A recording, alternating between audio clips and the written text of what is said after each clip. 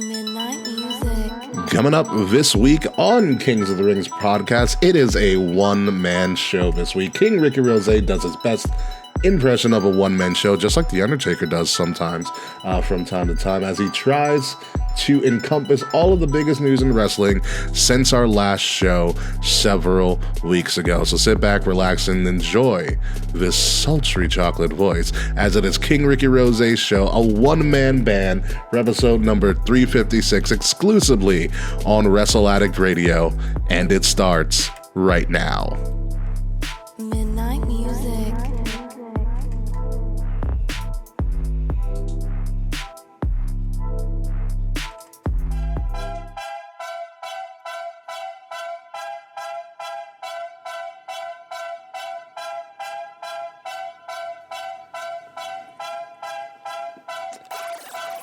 You know, sometimes when you want to get something done, you just have to do it yourself. And that's what we are doing this week. Ladies and gentlemen, welcome to Kings of the Rings podcast, episode number 356, the one-man band, because I am just one man sitting in front of a computer screen and a webcam and a bunch of some of our best followers and listeners, talking to you guys by myself. No Willie T.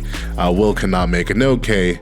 Kayfabe, formerly known as the K Murphy, because K hasn't been around in a while, and I didn't want to burden any of you guys with trying to scramble and find somebody else. So it is just me.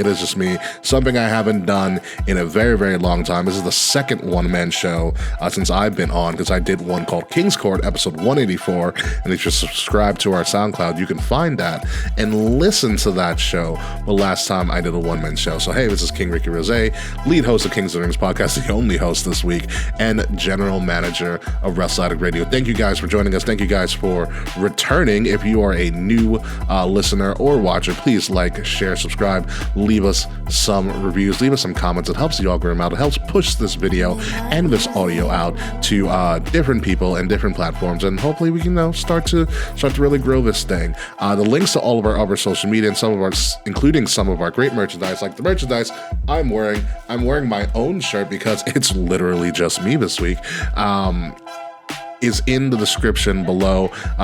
All of our hosts have merch. All of our we have several varying different merchandise options for KOTR and Wrestle Addict Radio and all the other great shows that are on the Wrestle Addict Radio network.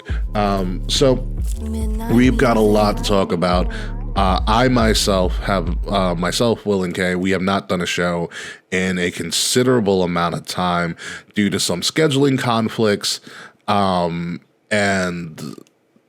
I had Comic-Con, Kay's been having work, Will has been very, very busy with his job as well, and there is a possibility, and I'll put that out there right now, there is a possibility that we might move a day of the live stream. It is a strong possibility. We don't know when we might move or if. It's probably a when at this point. However, the only thing that is holding back now is that we know where SmackDown is and we know where AEW is in the future. The only issue, and a big issue for me, is that Raw and NXT's television rights have not been solidified. We don't know what days Raw and NXT are going to be on, and as anybody knows us, we cover a lot of Raw, SmackDown, NXT, and AEW primarily over anything else.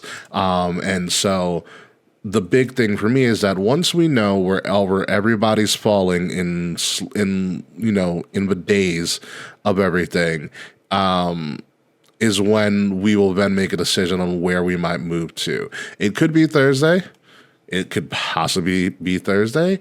Thursday live show. It could be Tuesday. Who knows? We have to figure out what is going to be the best option for everybody involved. And hopefully we're able to do that. Like I said, hopefully we're able to do that.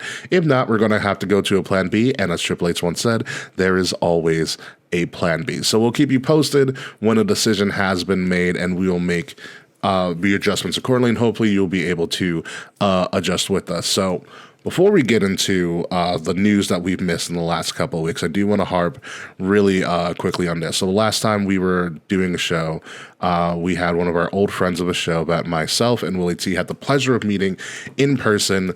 My God, like 5 years ago at this point in 2018 in New Orleans, and she goes by the name of Smiley. Okay, Smiley is a big fan of ours.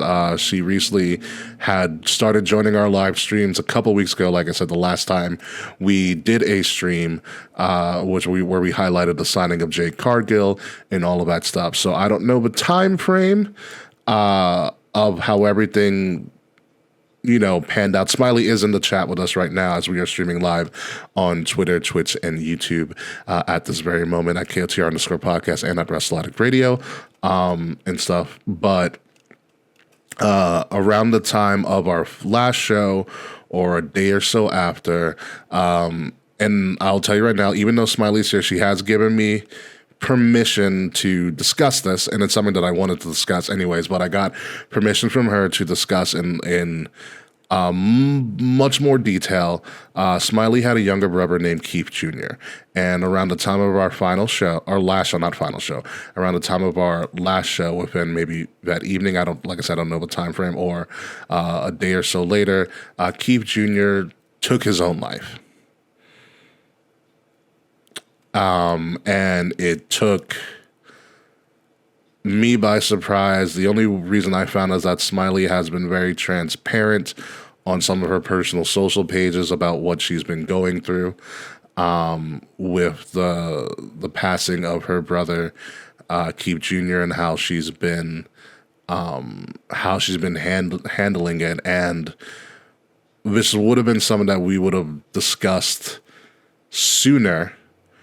However, like I said, we had some scheduling issues and stuff, and so we wanted to address this particular issue. There's a couple of things that stood out because I've had personal conversations with Smiley about this, and in just looking at some of her social media, there's a couple of things that stuck out to me, especially as a mental health professional, and some things that you just kind of hear.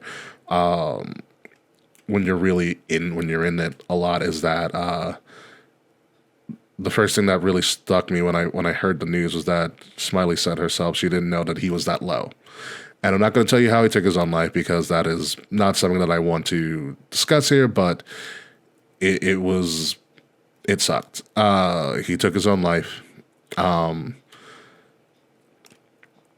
she didn't know that he had gotten that low. And I wanted to be very sensitive to this topic. And in talking with Smiley, she wanted me to mention his name and who he was and how much he was loved. Because another thing that stuck out to me when I've been talking to Smiley is that she didn't want her brother to become another statistic. And that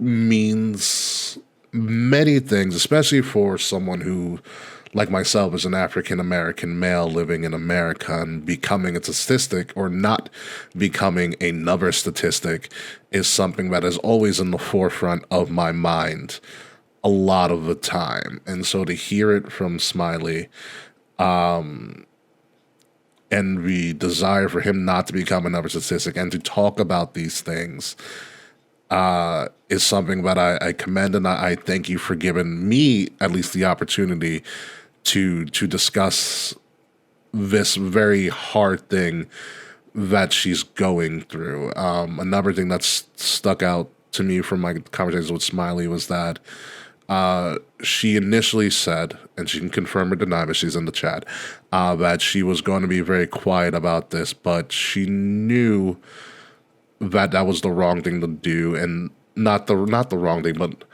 not the best thing to do for her, because she is another person who works in the mental health field, and she wants to be able to, by sharing his story, that maybe she could help someone else who is also struggling as well. And so that's what we're going to do. And I know we don't want to talk about Keith Jr. being another statistic, but there are some facts and figures that we need to be aware of and I'm talking generally, I'm not going to give you a lot of numbers, but the only number I really give you is 1 in 5 people suffer from 1 in 5 people in America will suffer from some sort of mental illness. It's not going to be severe all the time, but 1 in 5 people in their life will suffer or go through a period of some sort of mental illness. That's one fact, and it's one fact. Another one is that when you're talking about people who have unalived themselves,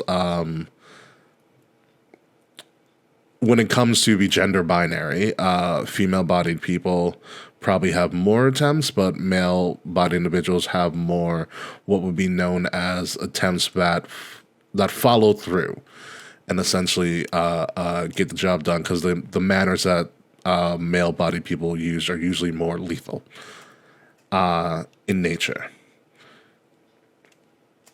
Excuse me. Sorry about that. And again, I go back to what Smiley originally said, that she didn't know that he had gotten that low. And I know that in the African American field, in the African American culture, mental illness is not something, and this is also in a lot of ethnic cultures as well, mental illness is not something that's widely talked about. However, statistics have shown that, and this is something that I know because I went to a couple of trainings and some little symposiums and conferences about this, was that that is changing. There are more African American, especially African American males, that are seeking therapy, and seeking mental health services. And that is a trend that is ever increasing. And it's also a trend on the flip side. Even though there are a lot of African American males seeking therapy, there's not a lot of African American males in particular that are getting into the mental health field and becoming therapists or in some sort of mental health capacity like myself. And that's a trend that I feel like needs to change, because, you always are going to relate to somebody that you feel represents you more so than you're going to relate to the generic therapist, which in America is usually a white female. However, sometimes maybe it's just not therapy, or sometimes you just need to talk to people. And I think this is a good reminder to reach out to people that you haven't heard from in a while and just say, hi, I've been thinking about you. What's going on with you? I want to see how you're doing. It stuck with me, the fact is, I didn't think he was that low. Talk to people that you love and care about as frequently as you can. This becomes a bigger reality as you get older in life and your connections with people start to become sparse because life comes at you. But the older you get, the more you become aware of your mortality. So whenever you can, there are people that you care about, there are people that you really, really love, or want to hear from, or maybe you haven't heard from in a while, maybe you guys had a falling out. Really think about, is it really worth it to hold that grudge? Is it really worth to not hear from them, because you never know when it's going to be their last breath or last day on earth. So take the time out, tell the people that you care about that you love them, and reach out. Smiley says in the chat here, my brother was 29 years old, a goofball, and 1/3 of our group, the black sheep of the family, made up of me, Keith, and my younger brother, Kyle. So that was Keith Jr. Rest in peace to him at the age of 29. I didn't want to end this segment without saying, number one, Smiley, again, thank you for allowing me to share this story and to not let your brother be a statistic. And hopefully anybody who sees this will be able to, it'll be able to be helpful for them. And obviously we love you, Smiley. We are always thinking about you. I know you've reached out to me on a couple of occasions and continue to do so. Or any one of us. I know Will and Kay, who I discussed with this prior, have sends their well wishes. I know they wish they could be there for this, but they did want to start the show with this if they were here as well. And I do also want to end with this. If you or anybody else, may be struggling may be having a hard time, whether how big or how little it is. Recently, in the past couple of years, the national government opened up a we'll say suicide and crisis lifeline. It is called 988. You use it just like you would do 911. It's a 24/7 free and confidential mental health crisis line. You can call it, you can text it, you can chat online at 988lifeline.org. All the information is right here on the screen. If you're listening to us, again, it is 988. You can call or text that if you feel like you're having a hard time and there is no one to talk to, or you can go online at 988, the number's 988lifeline, one word, .org. I'm Mr. Fretz. I do not know if Canada has something like this. I'm not aware of it at all, but I would advise for you to look it up. I'm sure if they do, it is something that is readily available or should be readily available in your great state of Maple Leaf. So again, folks, if you or someone else you know is having a hard time mentally and feels like they might do something drastic, please give them this information or use this information yourself. 988 is a national crisis lifeline, 24/7 confidential support. Call or text it or go to 988lifeline.org. Again, thank you, Smiley, for allowing me to share this. And hopefully, with this information, we can pass this on to as many people as we can and start to, save some lives and help continue some lives before they get ended early and too soon. And Fretz is saying here, apparently something like that is launching for Canada on November 30th. So definitely awesome for you guys. Let me know that information when it does launch or any information that you can, because I would love to share that information as well with other people, because I do have a lot of Canadian friends, thanks to this podcast. So I know that could be beneficial to somebody up there. So again, thank you guys for your time, and let's get into wrestling. And we can't talk about wrestling without talking about Vincent Kennedy McMahon, but not in the way that you think. So, it has been reported and corroborated by Sports Illustrated and other dirt sheets, because I wasn't going to trust a Dave Meltzer report as well. But Ari Emanuel, the CEO of TKO Holdings, which now owns, because they bought WWE and also owns UFC, has confirmed that Vincent Kennedy McMahon is no longer in any way, shape, or form a part of the creative decisions in WWE. So what that means, ladies and gentlemen, is you fucking marks cannot blame Vince McMahon for shit booking anymore forever and ever and ever. The quote that came out from Ari Emanuel is that he believes that people should do the jobs that they are assigned to do. Vince McMahon is assigned to be the executive chairman of the board to help foster and facilitate sales, which is the reason that Vince McMahon came back in the first place at WWE and got his power back so he can sell it to Ari Emanuel. Spoiler alert, folks, it was probably an inside job. Vince McMahon was not supposed to come back and take over creative, and now that Vince McMahon has somebody to answer to, that being Ari Emanuel, he's essentially kind of being put in his place, and he's saying, do your job.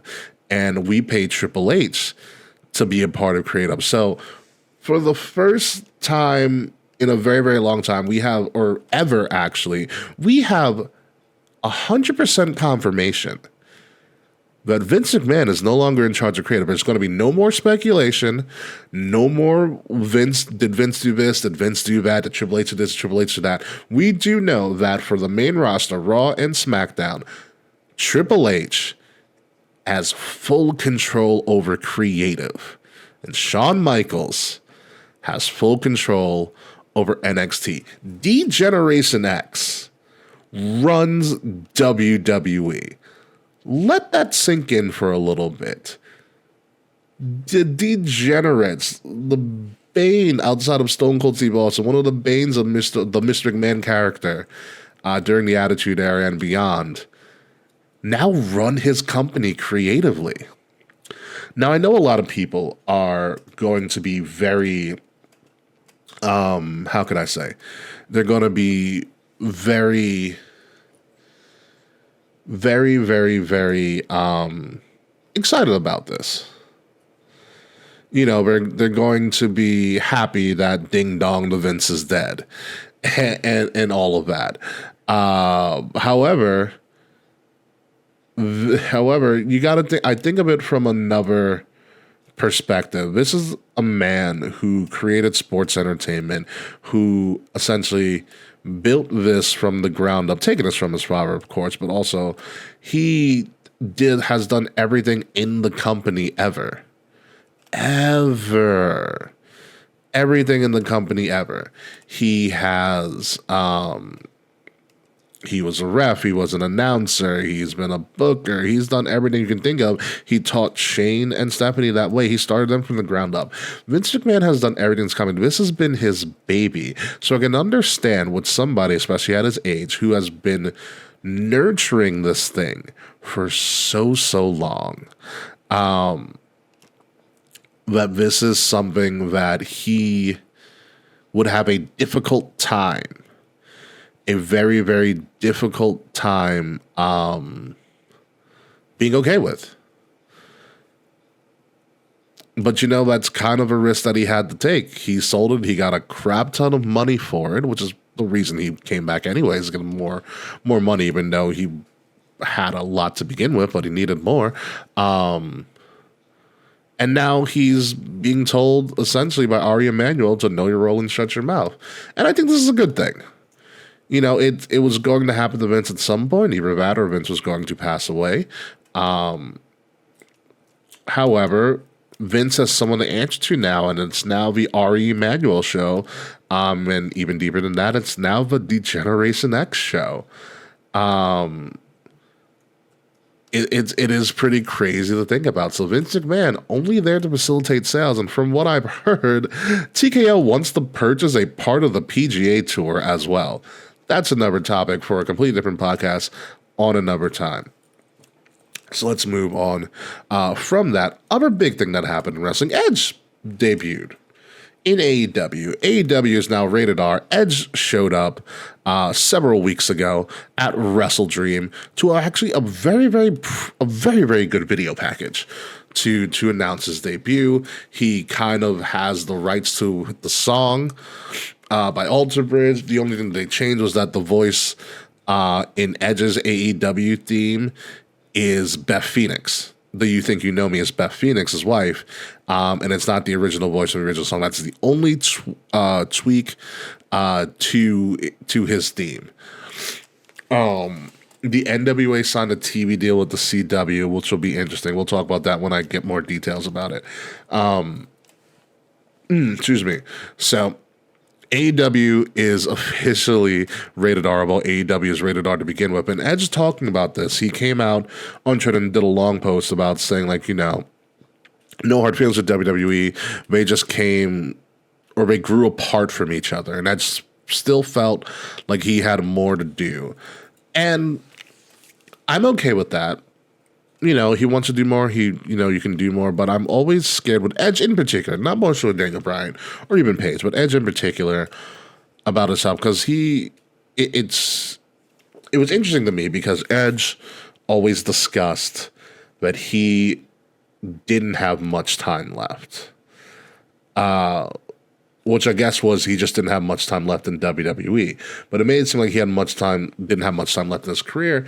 And so I'm wondering what more else do you have to prove, Edge? Like I don't know if Edge is as big as a get for AEW as we all think it is. I just don't. I think it could be good for them. I don't know if it will be, but we'll know. I know in the locker room perspective, it should be good because Edge has always had a good wrestling sense and a good wrestling mind, and Edge is always one of those people who always wants to help. But how much are we going to get out of Edge here in this third run, I guess?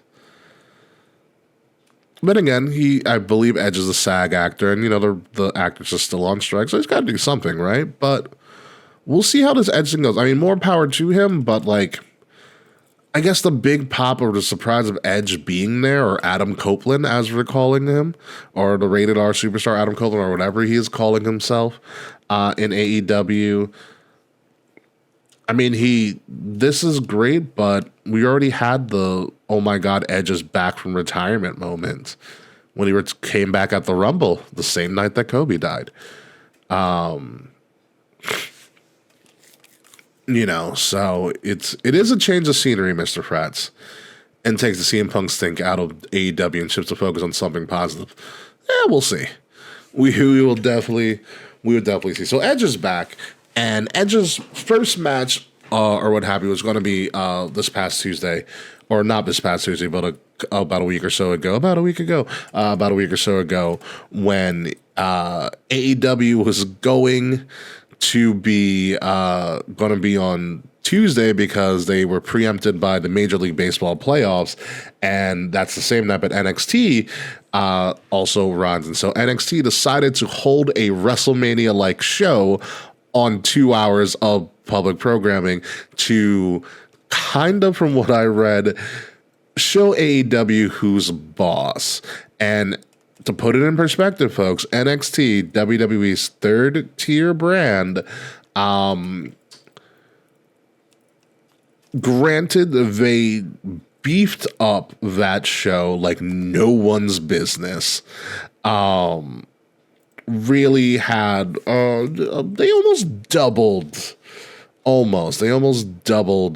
the viewership in compared to AEW Dynamite. It kind of wasn't fair, to be honest with you. But when you are when you're WWE, you can do things like that. One of the big things that occurred on top of that super show with AEW, with NXT, sorry, not AEW, NXT. NXT had I'm not gonna lie, Smiley either. NXT had my full attention. I mean, I get Adam Copeland wrestling and Christian and all that, but NXT had my full attention. You had Cena, Cody, Paul Heyman, Taker, Shotzi came back, Asuka wrestled. Shotzi revealed that not only herself, Scarlett's fine ass, is going to be hosting Halloween Havoc. Halloween Havoc is a 2-week show. It is a 2-week special. Halloween Havoc night 1 is next Tuesday, October 24th, and then Halloween Havoc is going to be on Halloween, Tuesday, October 31st. Mind-blowing that they're doing. There was a lot of big reveals. The Dusty Classic is obviously coming back. That's the reason Cody was there. Cody was special guest booker. He booked some fantastic matches. But the big thing here, the really, really big thing here that we have was Lexis King. Brian Pillman Jr. in real life. But we had been seeing these vignettes of a guy watching TV and old TV footage, and including some Brian Pillman stuff. And then we saw the face. And if he's not a spitting image of his father, I don't know what he is. But he cut a promo that was mesmerizing, absolutely mesmerizing. Absolutely. I honestly, he reminds me of his father, but the Lexis King promos denouncing his father because his father never raised him and his father was dead and drugged up. It's a great way, and I thought it was a great way to separate him, to acknowledge his lineage, but separate him and tell him, show him that he's a different person. But as much as he is a different person, my goodness, he's just like his dad. Which isn't a bad thing, but hopefully he learned lessons from his father. Yeah,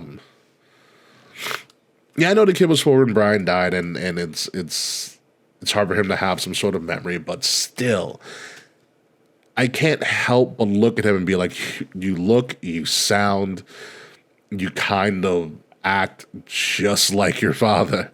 But I'm excited for it. He debuts next week on Halloween Havoc Night 1. Plus the AEW, plus the NXT had more matches than AEW has had in 3 years for the women. You got a point there. Or 3 months, sorry. So I am very excited for Lexus King. I'm very excited for NXT. NXT, outside of the WrestleMania Super Show that they put on, and that's what we're going to call it, they did a hell of a job. Lexus King on Broken Skull sessions would be unreal. I don't know if anybody's ready for that, because I don't know if Austin's even ready for that itself. But outside, like I said, outside of the Super Show, the WrestleMania NXT Super Show that it was, it's also included an appearance from Jade Cargill, because Jade Cargill is just freaking everywhere. Who know who cut his half fake? My God, Smiley. NXT in general has just been really goddamn good programming and good wrestling. Shawn Michaels went on a conference call or a press call the other day and was talking about the thing that separates him is that we are really focused on storylines and why these people are fighting and not just having them fight. And you can that's kind of evident in NXT programming in Shawn Michaels' NXT is he's really big on why are we fighting? What's the story behind why are they fighting?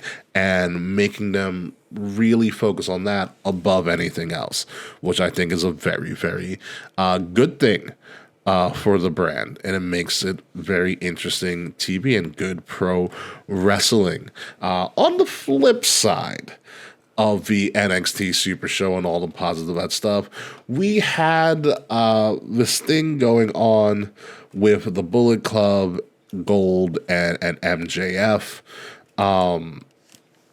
which it's hard for me to kind of wrap my head around this.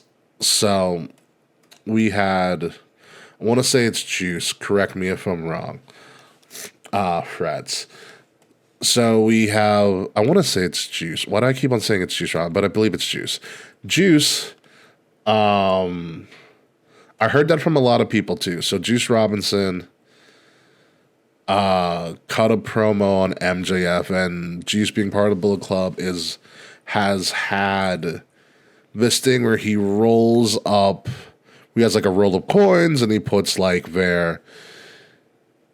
person's, name or whatever on the coins. It's like, we're going to get you next. And, there's a whole homage thing, you put a roll of coins in your fist and makes you punch harder and all of that stuff. And this was targeted at MJF. And I saw a clip, and I don't know if this was part of the same episode of AEW or not, but MJF is Jewish. It's his power of the punch, thank you. MJF is Jewish. A Jewish kid from Long Island. And me being from Long Island myself, I know a lot of the very harmful Jewish jokes that can be made towards a person. And MJF, being a good promo person, especially when he's very emotional, recounts a story about wanting friends and being on a football team and thought he had some friends, and then making fun of him by throwing quarters on the floor and telling him to pick it up, Jew boy, in MJF's own words as part of the promo. And then you have Juice Robinson with this whole, roll of coins thing targeting MJF. And it's one thing to have this and be like, this is kind of weird and unsettling. But when you take it out and put it to the global perspective of all the conflict that is going on in the Middle East between Israel and Palestine in and of itself, which I will not comment on because, number one, I don't have any stake in the game. I don't know much about it. I am very new to the information that I've acquired about it, so I will keep my thoughts out of it. But I know it is a very passionate thing for somebody of a Jewish religion or even someone of a Muslim religion or who is Palestinian. And it's very divisive for a lot of people in the United States. And I don't know if this was a pre-planned storyline that they were going to do anyways, or if this was something that they said, let's kind of see what we can do with this, given the current climate that's going on, maybe to create some heat. Wrestling in general has never shied away from using real world stuff to kind of create more heat for characters. Sergeant Slaughter becoming an Iraqi sympathizer, big one. Anything with Muhammad Hassan, all of that stuff. I mean, even in his beginnings, Mustafa Ali was supposed to be a foreign heel, and wrestling always likes to do the foreign heel, but happens to be a brown person from the Middle East. Very famous trope. According to Mr. Prince, apparently it was planned and Max greenlit it, which I hope he would greenlit something like this. It just seems not really poor taste, because for some people I can understand why it's poor taste. For me, it's more so bad timing that a storyline like this would be the main storyline for your biggest title in AEW, your theoretical biggest title in AEW. It just seems like maybe they could have come back to the table and be like, maybe we should pump the brakes on this and maybe go another route, but they went with it, and, for better or worse, you're going to live by it, and you're going to die by it. I do know that for a lot of people, this was cringeworthy, and they started changing the channel to NXT, which is not something you want when you're going up against your competition. It sounds like, no, WCW did the same thing.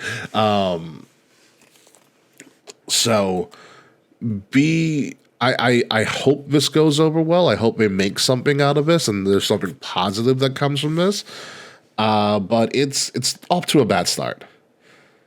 It's not looking well for a lot of these people involved. But we'll see. Also, in the fallout of this one Tuesday night showdown between AEW, the premier show, Dynamite, and the third tier show, NXT, from WWE, again, to give you some comparison, Tony Khan didn't have a major announcement, but what Tony Khan did was Tony Khan went to Twitter or someplace and he voiced how things between him and WWE became personal. It's a very big Deion Sanders word lately, personal. And he recounts the story about around a year ago this time is when his mother was in the Mayo Clinic and she was getting treatment for cancer, which apparently the treatment has been successful, and she still lives to this day, so congratulations to her for that.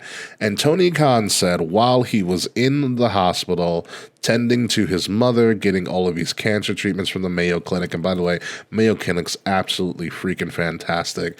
Just even for information gathering in general, the Mayo Clinic is an awesome resource for anybody.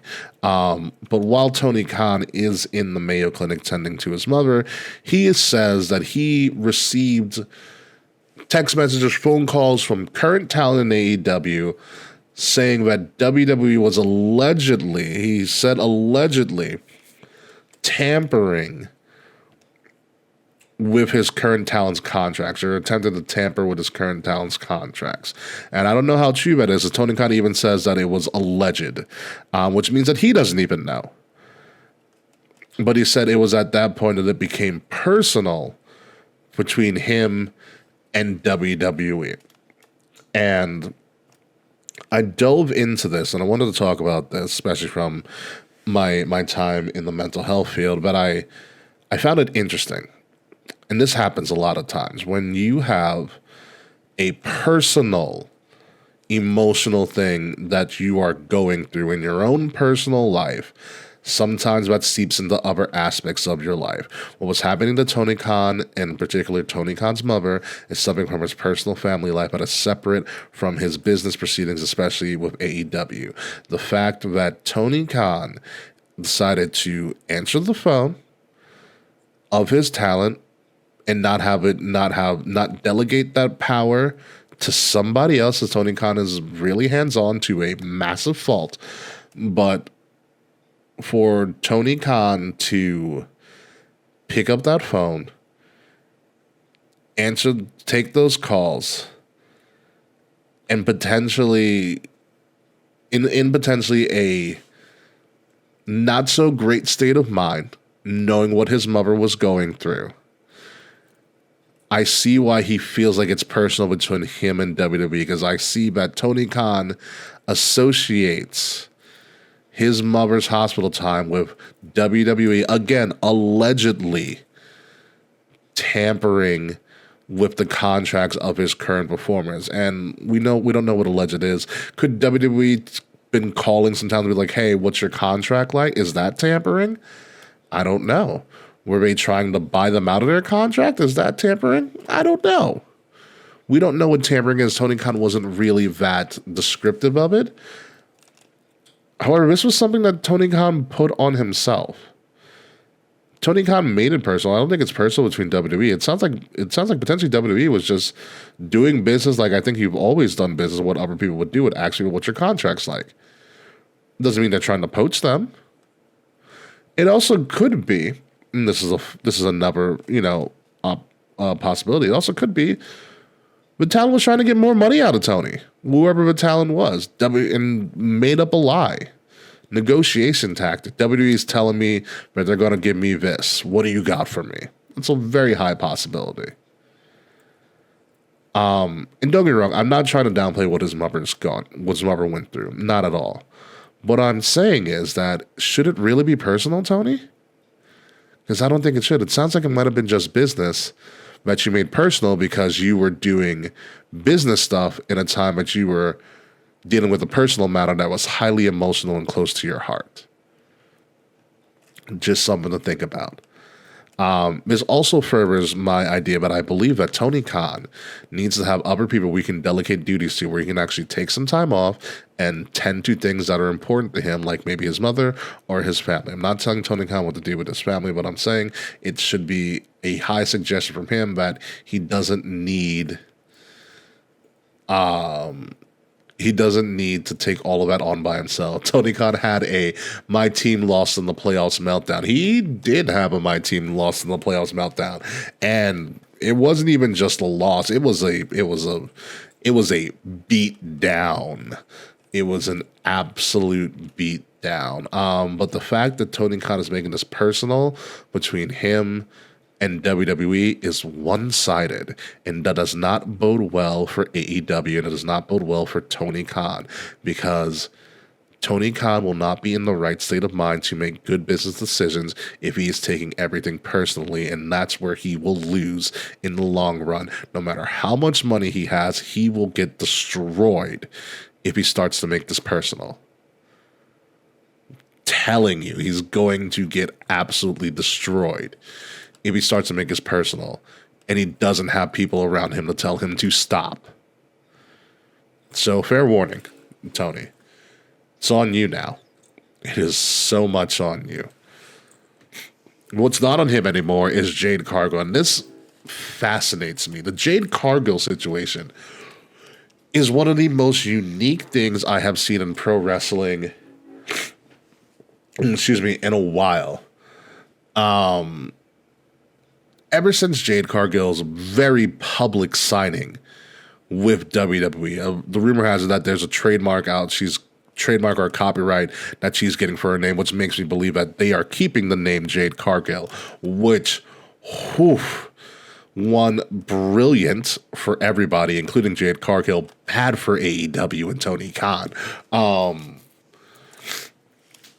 Imagine Bischoff and Vince tweeting in the 90s. Jesus Christ. But WWE has made sure everybody knows who Jade Cargill is, what she looks like. They're giving her a star treatment, almost as big as Cody. But Cody was already an established talent. Jade, for the most part, is established, but not that established. But they're making Jade feel like the biggest thing in wrestling, because she is showing up. Showed up on Fastlane, Raw, SmackDown, NXT twice. She ended NXT this week with a shot of her on the TV screen. She has run into the likes of Charlotte. She has run into the likes of Becky Lynch. Triple H has been taking her around. Adam Pearce has been taking her around. Shawn Michaels has been taking her around. This has been an awesome hype around Jade Cargill, and she hasn't even wrestled a single match for WWE, but it feels like when she does, it is going to be massive. No one knows where she's going to go. There's been talks about Raw, maybe she's on SmackDown, maybe she's on NXT, but they are playing this up so well because she's showing up everywhere and no one knows where she's going to land.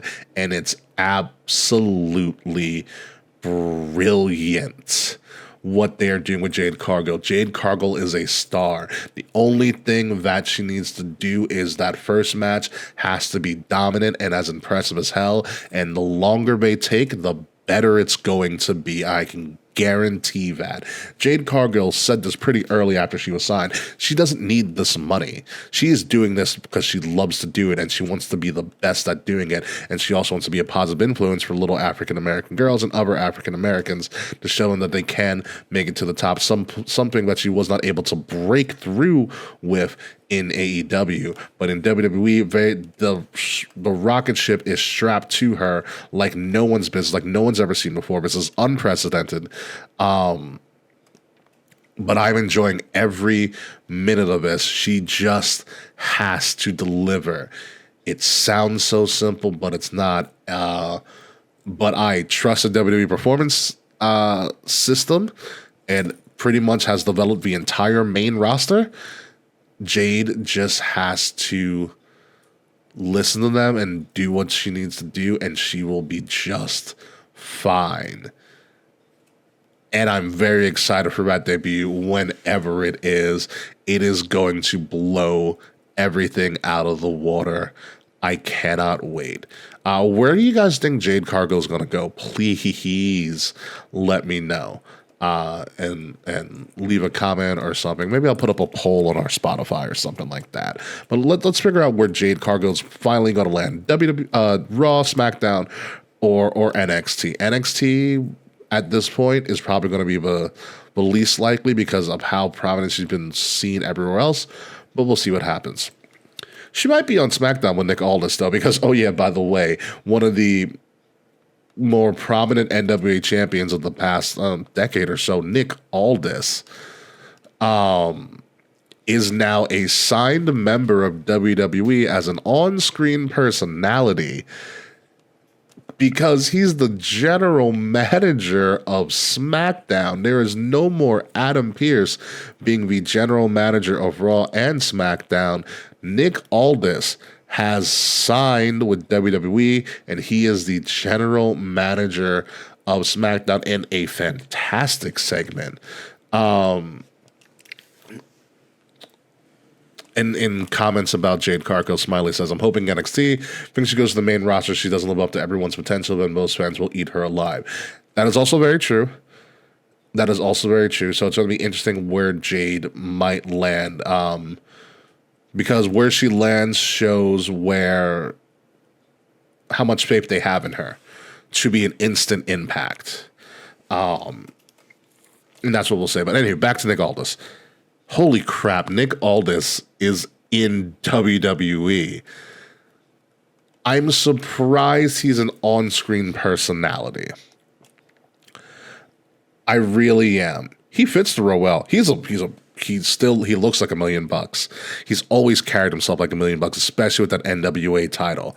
The fact that Nick Aldis, a former NWA champion, is now running SmackDown, and like Fred said earlier, Adam Pearce, another former NWA champion, is running Raw. So you have DX running creative, NWA running Raw and SmackDown. It is wild times to be an absolute pro wrestling fan. Nick Aldis is a big deal.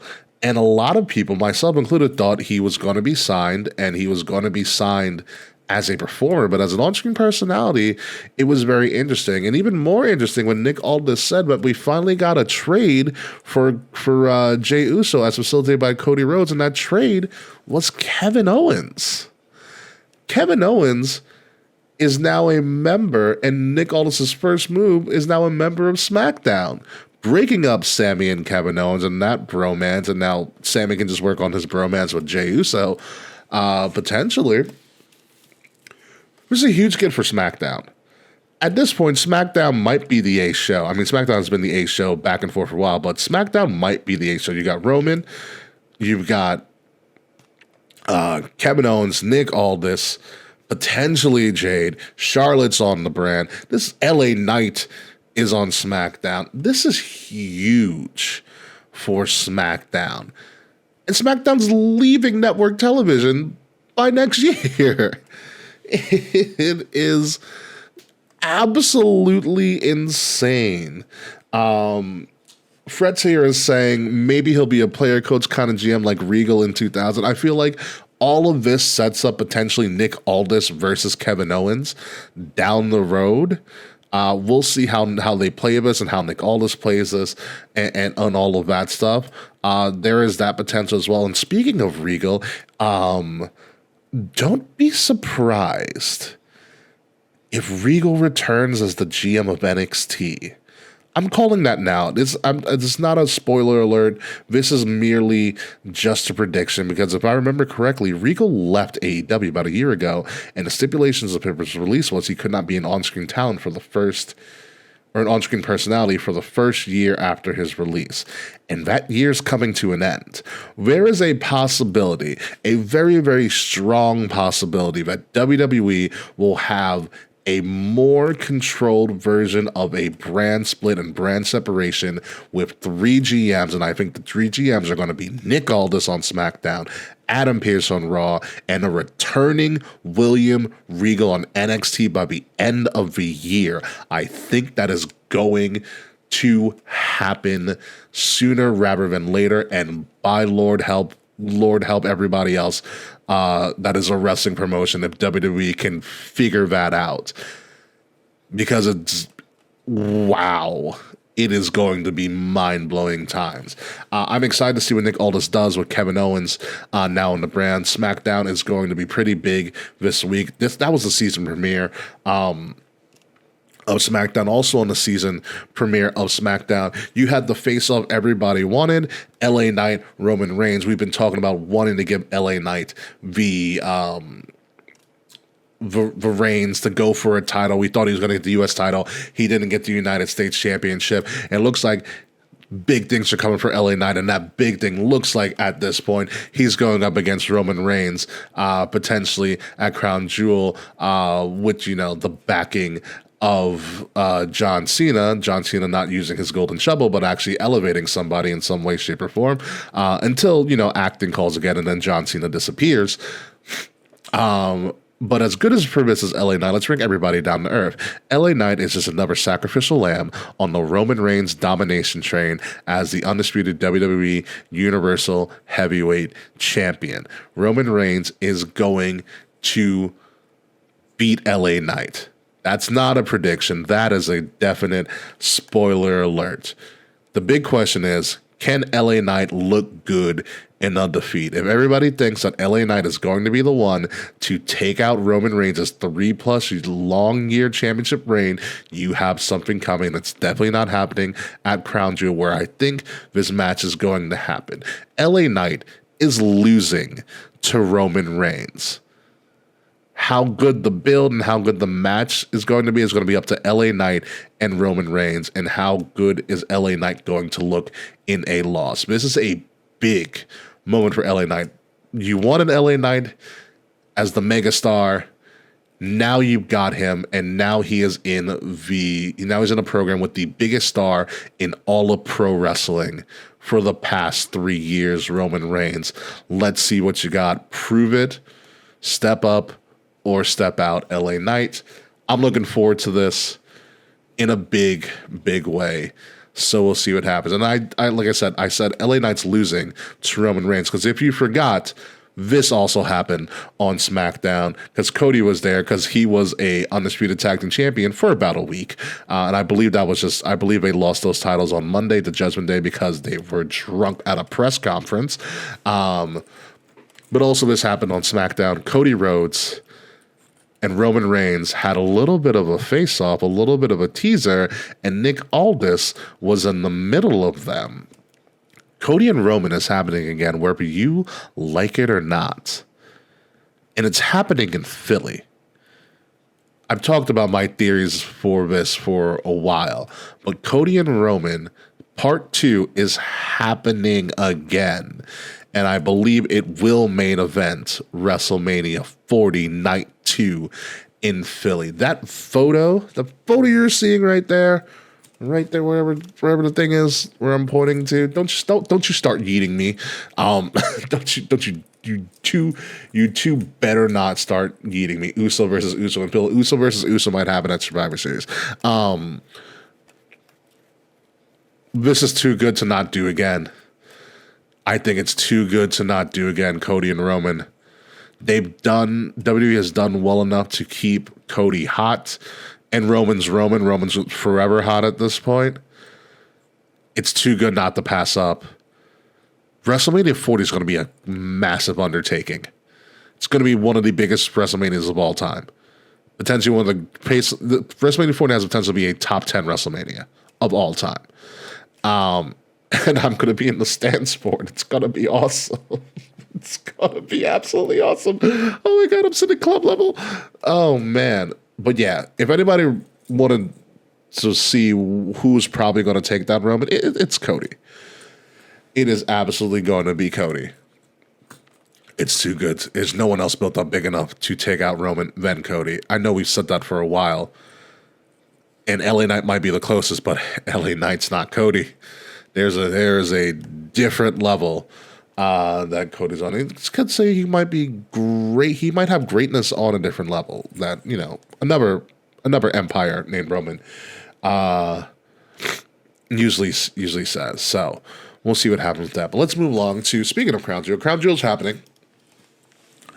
In Riyadh again, because it's Riyadh season. Crown Jewel is happening again.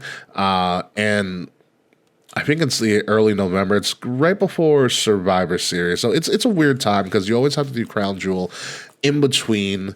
It's that in between premium live event before Survivor Series and before whatever October is. Obviously, it was Fastlane this time around. And sometimes I wish we could have just not had Fastlane and just done Crown Jewel, but this is what they're going to do. And Adam Pearce, now the GM of Raw, which is going to be weird to say, but now the GM of Raw is now booking some matches for Crown Jewel. The first one being Seth Rollins versus Drew McIntyre. Seth Rollins somehow surviving his time against Shinsuke Nakamura in a hell of a last man standing match at Fastlane. I do recommend everybody watch that. And Drew McIntyre is relevant again, even though he's kind of, not over the whole thing, but his motivations are good. He was a champion when no one cared, or when everybody was in COVID and there was nobody for him to cheer his song or get any of that hype and stuff. And he never had that opportunity. And Seth, who always yearned for that opportunity, now has that opportunity. It's telling Drew to get over it. So it's very interesting. It's interesting to have Drew kind of be the heel here, which he's leaning towards heelish territory. And Seth is still like this forever over kind of jackass babyface. But I can see where Drew kind of might have a point. Like, you're kind of being a jackass, Seth. But we'll see how it goes. We'll talk about that more when it comes up in a couple of weeks. Also, Adam Pearce has booked a Fatal 5-Way, and I believe it's a Fatal 5-Way U.S. Champion, Fatal 5-Way elimination match for the Women's World Heavyweight Champion. Rhea, Mommy, is putting her title up against Raquel Rodriguez, Zoe Stark, a very Ronda Rousey looking Shayna Baszler in this photo, and my favorite Annihilator, Nia Jax. I love how they are really doing something with all of these women and giving them kind of a showcase. It's going to be a wild topsy-turvy match. I can very easily see Nia winning. Because she's had some matches, but she needs a very dominant match. And Nia has made almost all of these women look small to what she's done. She has literally been the Annihilator ever since she's returned. It's going to be an interesting match for Zoe, very interesting match for Raquel. I'm excited for this. And like I said, we'll talk about this more when we get closer to it. And last, but certainly not least, speaking of going back to SmackDown, Logan Paul, who is a boxer, from time to time. Had a really interesting finish to his match this past weekend. But Logan Paul, right after his boxing match, literally in the middle of the ring, called out Rey Mysterio and said he's coming for the U.S. Championship because he's a U.S.-born person, so on and so forth. Rey Mysterio's like, you know where to find me. I'm going to be on SmackDown, homeboy. And it looks like that's what we're getting for Crown Jewel as well. We're potentially getting Logan Paul versus Rey Mysterio for the United States Championship. Now, remember, Logan Paul was the main event of Crown Jewel against Roman Reigns. He did a really good job with that. I did not expect I did not expect Logan Paul to return so quickly. I thought it was going to take some more time off, but he is returning. It's also because it's Crown Jewel and there's a lot of money involved, so of course you're going to have Logan Paul. He is returning. He's going to face Rey Mysterio, another legend in wrestling. Whatever, say what you want. Is Logan Paul a deuce? Probably. But the kid's big time. He's a great performer. He's got natural talent. I would love for him to be more full-time, but I understand that it would hurt the rest of his other businesses if he was full-time WWE, but I'm okay with him being an attraction to going up against Rey Mysterio. He might win the title. He might go on a short run with the title, lose it at the Rumble. We'll see what happens with that. But I like Logan Paul versus Rey Mysterio. I mean, Logan Paul has proven himself to me in the ring, so I am fine with him doing this right now with Rey. I really am. Because Logan Paul, every time he gets in the ring, he gets better and better and better. Rey Mysterio is going to be a test for him, but we'll see. We'll definitely see how it goes. And ladies and gentlemen, that's all we have this week in the world of wrestling. It's like I said, it's I know how long I was going to go, but I tried to encompass all of the big stuff that has happened in the world of wrestling since the last time we were on the show. And I feel like I've covered it all. So thank you guys for sticking with me for this long, Smiley and Mr. Fretz. Knights beats Paul at Mania. Stop it. But thank you, Smiley and Fretz and everybody else who has stuck with me this long for this one-man band show, this one-man show this week. I do appreciate you guys. I appreciate anybody who is listening or is going to listen to this broadcast or to this episode when it gets released, probably tomorrow.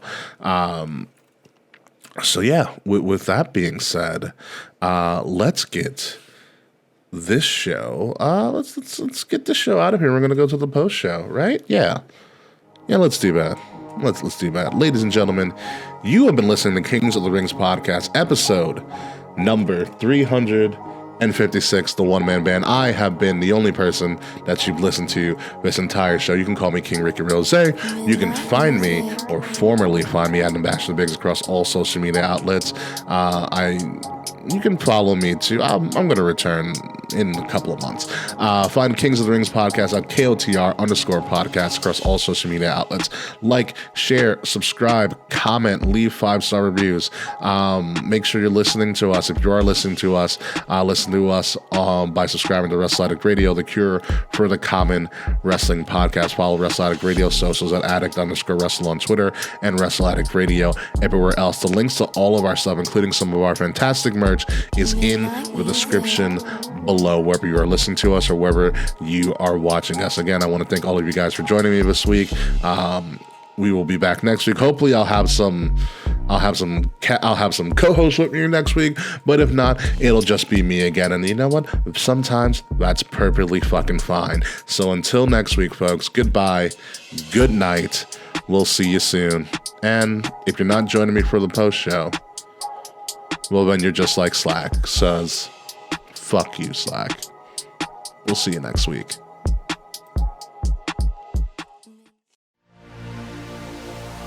This has been a Wrestle Addict Radio branded podcast.